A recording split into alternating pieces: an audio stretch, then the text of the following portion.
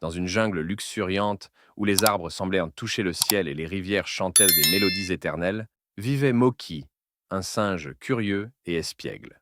Moki était connu dans toute la jungle pour son intelligence vive et ses acrobaties spectaculaires. Mais Moki était aussi connu pour sa gourmandise sans limite. Un jour, alors qu'il explorait les profondeurs de la jungle, Moki aperçut quelque chose d'inhabituel. Sous un arbre tordu, à l'écorce noire comme la nuit, était enroulé Zimba, un serpent aux écailles scintillantes et aux yeux hypnotiques. Zimba, avec sa voix douce et mielleuse, appela le singe.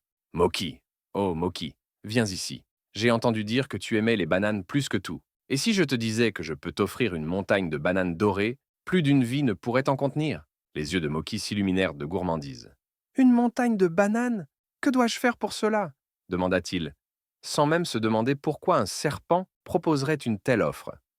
Oh, presque rien, Moki. C'est si insignifiant que tu ne remarqueras même pas qu'elle est partie. Moki, les yeux rivés sur les bananes dorées, accepte sans réfléchir.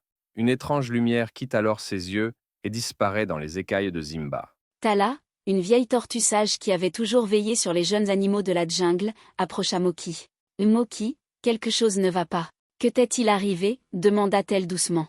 Moki raconta son histoire. Tala secoua lentement la tête. Pourquoi as-tu échangé ta raison contre des plaisirs éphémères? La jungle est un endroit où la sagesse est aussi importante que la force. Sans elle, tu ne survivras pas. Retrouve Zimba et exige qu'il te rende ce qu'il t'a volé. Moki, motivé par les paroles de Tala, partit à la recherche de Zimba. Il traversa des rivières tumultueuses, des clairières silencieuses et des forêts obscures. Finalement, il trouva Zimba près d'une rivière tourbillonnante.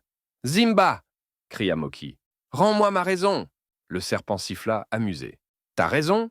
Mais pourquoi devrais-je te la rendre? Tu me l'as donnée de ton plein gré. Je ne savais pas ce que je perdais, insista Moki, déterminé. Zimba réfléchit un instant, puis ricana. Très bien.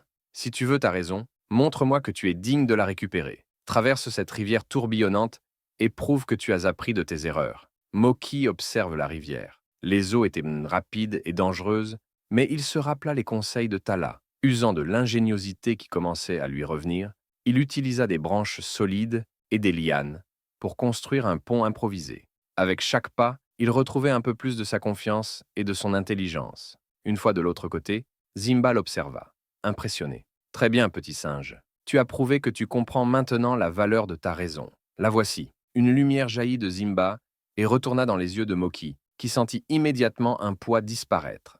De retour dans la jungle, Moki était accueilli avec joie par ses amis. Il était devenu plus sage et moins impulsif. Depuis ce jour, chaque fois qu'il aperçut une banane tentante, il se rappelait une chose.